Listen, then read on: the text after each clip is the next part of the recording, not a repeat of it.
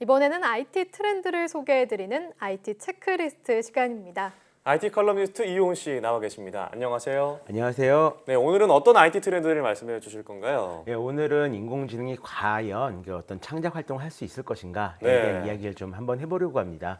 그동안 이 인공지능이 어떤 예술을 만들 수 있을 것인가에 대한 논의는 꽤 많이 있었는데요. 최근에는 이렇게 AI를 이용해가지고 직접 창작 활동을 하시는 분들이 좀 많이 나타난 만큼 이제 좀 다르게 접근할 시점이 되지 않았나 싶어서 한번 얘기를 좀 해볼까 합니다. 네, 그러니까 과학기술 발전하면서 예술 분야에서의 인공지능의 활약도 조금 달라지고 있다 이런 말씀이신 것 같은데요. 네. 어떻게 변하고 있나요? 예전에는 시키는 일만 하는 그런 로봇 같은 이미지였거든요. 근데 지금은 어떤 협연, 그러니까 네. 창작을 하는데 어떤 영감을 주는 그런 역할도 하고 있다라고 합니다. 네. 예를 들어서 어도비 센세이 플랫폼이라고 있는데요. 이 플랫폼은 전형적인 인공지능 어시스턴트입니다. 이 작업하면서 좀 귀찮게 여겨졌던 부분을 좀 자동으로 인식해서 대신 처리를 해주는데요. 예를 네. 들어서 디자이너가 사람은 여기, 꽃은 여기, 고양이는 여기 이렇게 딱 지정만 해주면 알아서 자료 사진 중에서 필요한 요소를 찾아가지고 위치에다 딱딱 채워 넣어주는 네. 이런 형식입니다. 네. 근데 사실 이 정도만 돼도 뭔가를 이제 아이디어를 내거나 만들 때 꽤 효과적이죠. 네, 그렇죠. 뭐 디자이너나 학생들이 되게 유용하게 쓸 수 있을 것 같다는 네. 생각이 드는데요. 그럼 이제 그 그림을 따오는 것뿐만 아니라 직접 그림을 그리기도 한다는 건가요? 예, 어떤 초안을 만들어준다라고 생각을 하시면 될 것 같습니다. 네. 이렇게 사람이 하는 작업을 AI를 이용해서 자동화하는 것은 좀 점점 일상이 되어가고 있는 그런 추세인데요. 아직 많이 쓰진 않았지만 한번 편하다고 생각하면 정말 금방 퍼지거든요. 네. 예. 예를 들어서 요즘 스마트폰 카메라에 많이 쓰이는 이 인공지능이 있잖아요. 네. 이런 것들이 사람이 잘 찍기 위해서 고민할 필요 없이 AI가 네. 알아서 지금 눈에 보이는 풍경을 굉장히 찍기 좋은 상태로 카메라를 자동으로 세팅해 주는 것과 좀 굉장히 비슷한 거죠. 네, 맞아요. 굉장히 이미 그 기술은 우리가 익숙해졌잖아요. 네. 그런데 이 방금 말씀해 주신 AI가 예술 분야에 실제 공연에서도 많이 활용되고 있다고 들었는데 어떤 것들이 있나요? 그러니까 음악은 물론 어떤 무용이나 아니면 설치 작품 이런 네. 것들에도 좀 굉장히 다방면으로 좀 활용되고 있는데요. 최근 일본의 무용수 모리자와 카이지 씨라고 있습니다. 이번에 네. 어떤 굉장히 특이한 무용 공연을 한번 펼쳤거든요. 한번 먼저 보고 가실까요? 네. 네.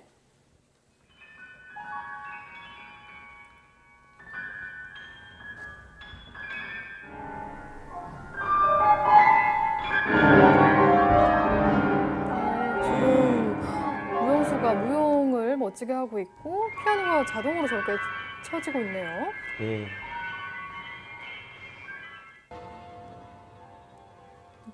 네, 예. 그러면 AI가 연주를 하면 그거에 맞춰서 무용수가 춤을 추고 있는 건가 봐요? 네. 아니요, 실제로는 그 반대라고 보시면 됩니다. 반대요? 예, 저 무용수의 몸에 좀 센서가 연결되어 있어가지고요. 네. 센서로 나오는 움직임을 피아노가 인식해서 저 피아노 안에 있는 인공지능이 이 움직임에 맞게 자동으로 피아노 지금 연주를 하고 있는 연주를 하고 겁니다. 있는 예, 거예요? 그렇습니다. 자동으로 심지어 그 움직임을 인식을 해서 그걸 음악으로 네. 연주를 하고 있다는 거죠? 그렇죠. 예전에는 음악에 맞춰서 이제 무용가가 춤을 네. 췄다라면 요즘은 이제 춤에 맞춰서 음악이 나오게 아니 바꿔서 지금 공연을 보여준 거죠. 그밖에 이제 랜덤 인터내셔널의 이제 주로지컬이라고 있습니다. 네. 이거는 하얀 공으로 만든 새를 이제 공중에 띄운 그런 작품인데요. 네. 마치 세대처럼 이런 스튜디오가 있으면 위에서 이 공들이 날아다니면서 어. 관람객들을 따라다닙니다. 지금 그래- 화면이 나오고 있네요. 예, 그래서 어떤 인공지능이 조작한 일종의 그 인터랙티브 예술 작품이라고 볼 수 있을 텐데요. 네. 이게 좀 재밌다라고 합니다. 네, 예전에는 인공지능이 어떤 작가의 보조 역할을 했다면 지금은 스스로 작품 활동을 하는 작가가 된 셈이네요. 예, 그렇죠.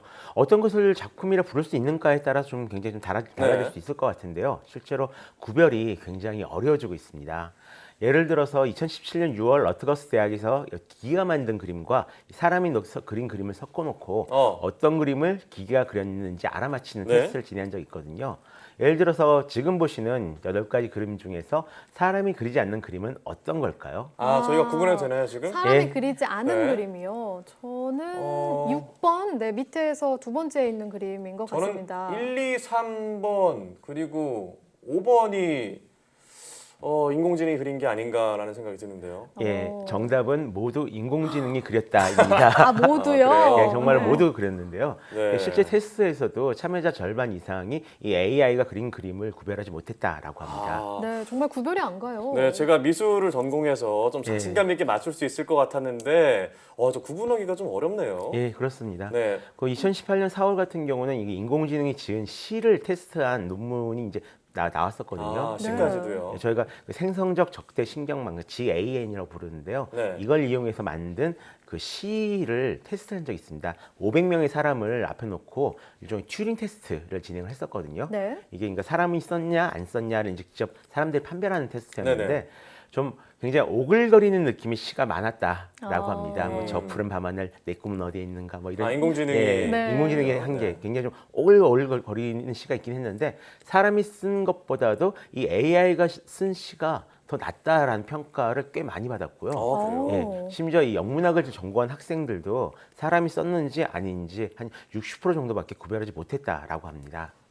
그렇군요. 저는 시라고 하면 어떤 함축적인 표현도 있고 뭐 예. 비유도 있고 은유도 네. 들어있어서 굉장히 어려울 것 같은데 인공지능이 역시나 문학 작품에서도 활약이 대단하네요. 예, 그렇습니다. 네, 아마 저보다 시를 잘 쓸 것 같은데요.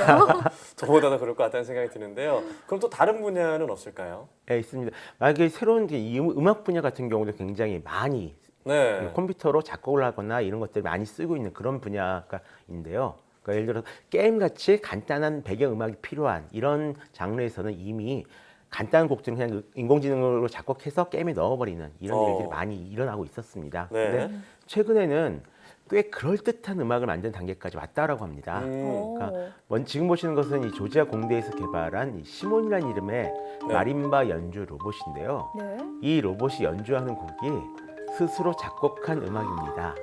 스스로 작곡한 곡을 직접 연주를 예, 자기가 하는 거예요? 작곡하고 자기가 좀 연주를 하고 있는 거죠. 즉흥 연주는 아닌 거죠? 예. 이게 어떻게 가능한 걸까요? 아까 이야기한 그 생성적 적대 신경망, 그 GAN을 적용하기 시작했기 때문에 좀 그렇습니다. 간단히 말해서 이제 두 개의 인공지능을 사용한 건데요. 네. 한쪽의 인공지능은 계속 뭔가를 만들면 다른 쪽은 계속 그 결과를 평가하면서 네. 이거 어때? 틀렸어. 이거 어때? 틀렸어. 이거를 수십만 수백만 번을 반복하는 거군요. 반복하면서 좋은 결과물이 나올 때까지 좀 어. 투닥투닥 싸우게 만드는 그런 겁니다. 근데 그 결과 그 전까지는 사람의 기술을 좀 베껴가지고 네. 뭐 고우풍의 그림을 그렸습니다. 대충 이런 정도에서 끝났더라면 요즘은 이제 뭔가 내가 새로운 것을 만들어냈습니다라고 할 수 있는 이 새로운 작품이 만들어지는 상황까지 올라올 수 있었다라고 합니다. 네, 그럼 앞으로도 인공지능이 사람과 맞먹는 작품들을 계속 만들어낼까요? 그럴 가능성이 없다라고는 말을 못하겠는데요. 실제로는 그렇게 되지 않을 거다라고 생각을 하고 있습니다. 그래요? 왜죠? 예, 사실 인공지능이 뭔가 대단한 걸 만들 것 같지만 알고 보면 컴퓨터가 가장 쉽게 다룰 수 있는 것, 그러니까 텍스트랑 사운드랑 이미지를 이제 만들어내기 시작했을 뿐이다. 이렇게 말할 수도 있거든요. 물론 이것도 대단한 일인 것은 분명합니다. 하지만 옛날 듀샹처럼 네. 지나가다 변기를 딱 들고 와서 이게 샘이라는 작품입니다. 라고 말하는 이런 일들은 절대로 생겨날 수가 없거든요. 그래요. 그럼에도 불구하고 이제 로봇들에게 예술 분야마저 뺏긴다는 어떤 부정적인 시각을 갖고 계신 분들이 있을 것 같은데 어떻게 볼 수 있을까요? 이게 솔직히 말씀드리면은 좀 네. 기계를 기계로 보지 않고 자꾸 사람과 비슷하냐 아니냐라고 이런 불필요한 질문들을 자꾸 하고 계시니까 좀 그런 그 어떤 공포감이 생기지 않을까라고 네, 생각하는데요. 미래에는 그렇게 되지 않을까라는 우려가 생기는 그렇죠. 거죠. 근데 기술이 발전하고 있으면 실제로 이 기술을 어떻게 쓸 것인가에 대한 네. 질문이 우리 좀 먼저 나와야 될 것 같고요. 음. 실제로 그걸 먼저 질문했을 때 이 실제로 이 기술이 우리 사회에 좀 안전하게 받아들여 줄 수 있다라고 네. 생각하는 부분이 있습니다. 예를 들어서 이 제너레이티브 디자인이라는 개념이 있거든요. 인간이 이런 디자인이 필요하다라는 조건을 주면 인공지능이 알아서 그에 맞는 디자인을 하는 방법입니다. 네. 그러니까 저희가 만약에 어떤 꽃이랑 동물이 들어간 포스터가 필요해라고 하면 초안을 미리 딱 짜주는 거죠, 인공지능이. 그러면 이처럼 앞으로 인공지능은 우리 어떤 콘텐츠 제작이나 아니면 뭔가에 필요한 작업을 해달라고 딱 명령을 하면 미리 그것을 만들어주는. 그래서 우리는 그것을 보고 좀 수정하면서 좀 더 나은 작품으로 만들어가는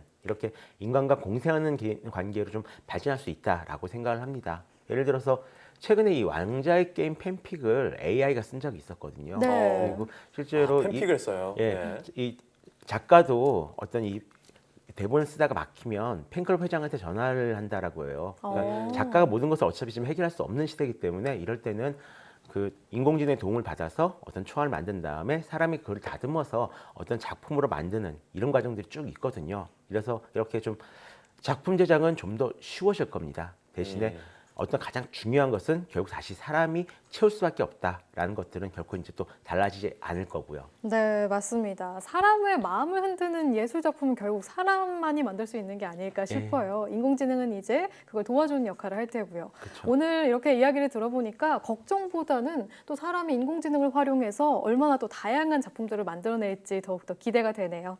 오늘 인공지능과 예술에 대한 이야기 잘 들었습니다.